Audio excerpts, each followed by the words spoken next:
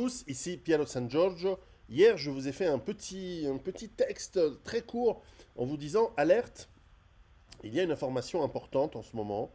Moderna et Pfizer, deux entreprises bien connues, bande d'enculés, dans la pharmaceutique, sont en train, ou auraient signé, sont en train en tout cas de négocier, la production de centaines de millions de vaccins ARN pour le H1N1, c'est-à-dire la grippe aviaire, parce que depuis quelque temps déjà, la grippe aviaire, notamment aux États-Unis, est passée des oiseaux aux bovins, et cette année, et récemment depuis quelques jours, en tout cas 2 humains ont été contaminés parce qu'ils étaient proches des bovins.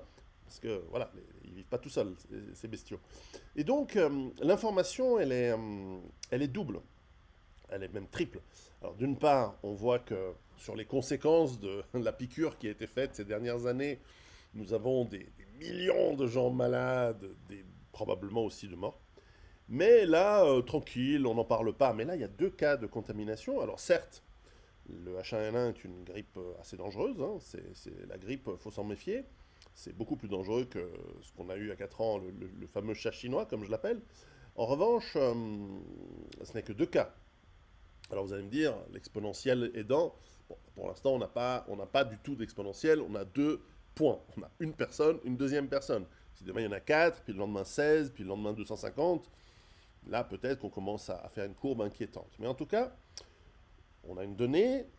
Une deuxième donnée, c'est qu'on a une négociation pour des centaines de millions pas pour des millions en tout cas, et peut-être plus, peut-être des centaines de millions de doses de vaccins ARN contre la grippe venant de ces sociétés. Alors, ça peut ne vouloir dire que entre copains, on courant les politiciens, on leur file 10 millions, ils nous achètent pour 1 milliard de trucs. Bon, tout le monde est gagnant, sauf le contribuable, évidemment. Mais de toute façon, on n'en est plus à ça près. Et sauf éventuellement les connards qui vont se faire injecter un truc qui est potentiellement dangereux, parce que là aussi, c'est des trucs nouveaux. Et on a vu les résultats de ces dernières années.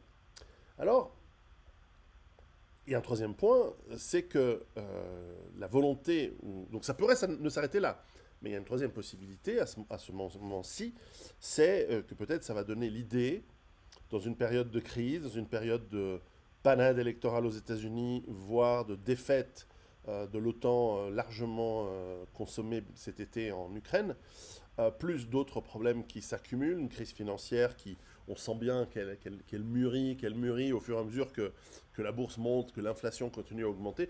Je vous ferai aussi un topo sur l'inflation, c'est la semaine prochaine. Là, je pars sur Nice aujourd'hui, demain j'ai le 25, donc voilà, aujourd'hui on est le 24, demain le 25, je vous ferai une petite conférence à Antibes. Hier, il restait 5 places, je ne sais pas s'il en reste, mais enfin, essayez quand même de vous inscrire. En tout cas, moi je vous conseille une chose. On ne sait pas si ça va être une pandémie. On ne sait pas si la tentation de appeler pandémie, confinement, masque, passe, etc. En tout cas, la tentation est là. Et là, il pourrait y avoir une occasion, même si ce n'est que pour l'instant 2 cas. Mais il y a des millions de vaccins à fourguer. Et puis on sait que c'est une manière de contrôler les gens, etc. Donc, je m'attendais peut-être l'année dernière, 2023, à ce que, en fin d'année, il y ait peut-être une sorte de pandémie numéro 2. Ça n'a pas été le cas. Tant mieux. Y aura-t-il une pandémie numéro 2 avec la H1N1 en 2024? Je n'en sais rien. Vous savez, je ne fais pas de prédictions, je fais des probabilités. Je trace des tendances et j'essaye d'estimer des probabilités qui changent tout le temps. Là, à mon avis, il y a quelques indices. Ça peut n'aller nulle part, comme ça peut aller quelque part. Alors moi, je vous conseille. Vous savez, on avait sorti ce livre, Les risques biologiques, dont j'ai écrit la préface de Chris Millennium, qui est en fait, on a pris la partie biologique de NRBC et on l'a augmentée avec l'expérience acquise lors de cette crise du corona. Et nous avons écrit, enfin, Chris Millennium a écrit, et moi et mon éditeur, parce que c'est une collection de petits livres, de petits guides de survie qu'on fait chez Culture et Racines. Et dans celui-ci, on a condensé les informations qui étaient les plus importantes, évidemment, dans la partie biologique de NRBC, et on a truc. Donc, bon, c'est un petit livre, il coûte pas cher, c'est 14 euros. Qu'est-ce qu'on va devoir faire ce week-end? On va reprendre ce livre, je vais le reprendre aussi. je vais revoir les bases de comment on se prépare à une pandémie, à quoi il faut réfléchir en cas de confinement, en cas de réelle dangerosité d'une maladie. Là, encore une fois, le H1N1 est dangereux. Mais il ne passe pas normalement chez les humains. Donc là, il y a eu deux cas. Ça peut être anecdotique, ça peut être des gens qui avaient le sida, qui étaient immunodéficients. Voilà, ça peut être des cas assez intéressants. Pour l'instant, on n'a pas encore de transmission d'humain à humain. C'est ça c'est ça qu'il faut voir, hein. Alors évidemment, si on a une transmission facile d'oiseau à humain, il faut faire gaffe, mais c'est surtout d'humain à humain où il faut faire attention. Donc, ce que je vais faire ces prochains jours, c'est potasser un petit peu les nouvelles. J'ai vu qu'il y a pas mal d'infos sur différents sites, notamment des sites qui traitent de l'agroalimentaire. Parce que, vous savez, quand on a un truc qui touche les vaches, il y a un autre scénario possible, c'est celui de dire, et ça c'est un scénario euh, dont il faut se méfier. Je sais pas pour les plus vieux d'entre nous, on s'en souvient quand il y avait eu la crise de H1N1 de 2010, il y a 15 ans. Qu'est-ce qu'ils ont fait? Ils ont cramé des milliards de poules, poulets, dindes, canards, etc. dans les élevages. Et s'ils préparaient la même chose pour faire augmenter le prix d'autres denrées alimentaires, les insectes par exemple, et si maintenant que nous avons des bovins touchés, on faisait comme pour la maladie de la vache folle, alors là ça remonte encore de 20 ans plus en arrière, c'était dans le début des années 90 si je me souviens bien, où on a cramé des millions de têtes de bétail. Est-ce qu'on va faire la même chose aux États-Unis? Ça arrangerait ceux qui ont acheté de grands territoires de terres agricoles, détruire des centaines de millions de têtes de bétail et des milliards de volailles.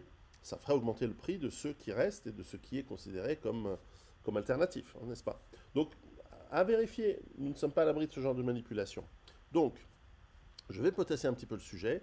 Il y a d'autres informations, d'autres, comment dire, signaux qui sont moyens. Là, c'est pas un signal faible, c'est un signal moyen qui pourrait ne donner rien de particulier, mais qui pourrait être à la source, peut-être 6 mois à l'avance, 9 mois à l'avance, de quelque chose d'important.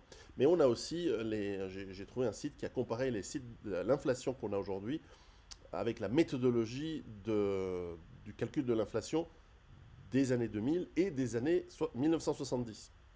Et en fait, on voit qu'on est à 20% d'inflation en réalité. Donc, si on calculait de la même méthode qu'à l'époque, l'inflation qu'on a aujourd'hui correspond à plus que l'inflation qu'il y avait dans les années 70. Et donc, c'est pas ce qu'on nous dit. On nous dit, oui, ça descend à 3%. Non, on est à 20%. Bref, on en reparle sur Patreon la semaine prochaine. Je mets le lien ci-dessous. Écoutez, ne paniquez pas. C'est pas parce que j'ai dit alerte que ça veut dire bouge, saute, enferme-toi dans ton bunker. Calme-toi, Callaghan. Tout va bien se passer. Pour l'instant, on observe.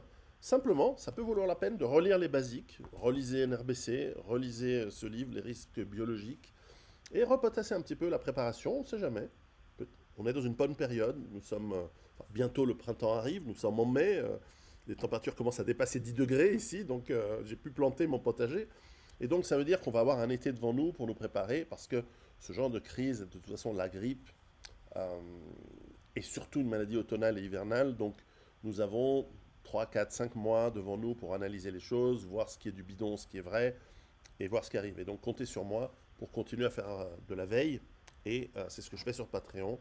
Je mets cette vidéo aussi sur YouTube, mais vous le savez, pour ceux qui sont abonnés, sur Patreon, non seulement vous avez des avant-premières d'entretien, non seulement vous avez des entretiens entiers, non seulement vous avez des alertes avant tout le monde, mais bon, là, je pense que c'est d'utilité publique, entre guillemets, avec beaucoup d'humilité, de partager cette info.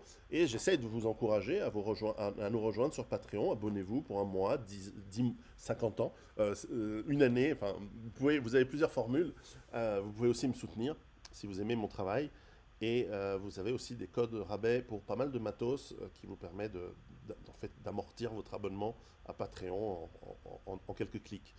Et en quelques achats sur des filtres à eau, sur plein de matériel. Bref, on ne panique pas, on n'a pas peur, on est tranquille, mais on travaille, on réfléchit, on observe, et éventuellement on se prépare. À bientôt sur Patreon ou ailleurs. Préparez-vous.